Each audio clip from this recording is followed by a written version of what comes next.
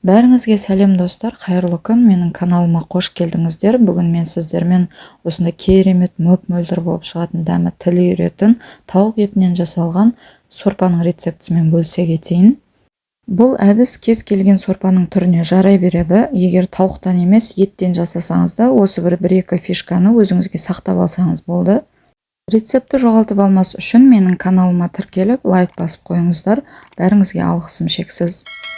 Асқазанға ең жеңілтетін тағамның түрі болғандықтан, бұл тағамның түрін біз жиі пайдаланамыз. Майлылығы жүрекке тимейді, жасап көруді кеңес етемін.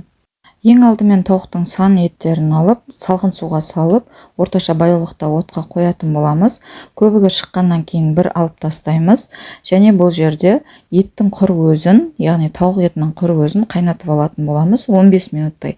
Егер сіз етпен жасайтын болсаңыздар, жарты сағат еттің құр өзін ештеңке салмай қайнатып алуды кеңес етемін.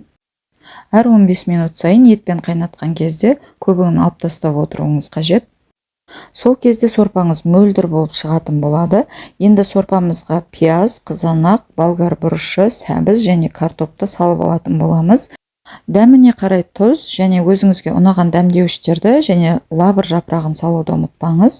Және де өте төменгі баяулықта отта қайнататын боламыз. Сорпа тамағын негізінде қатты отта дайындаудың қажеті жоқ. Сақырлап, ол кезде сорпаңыз мөлдір болмай қалуы мүмкін.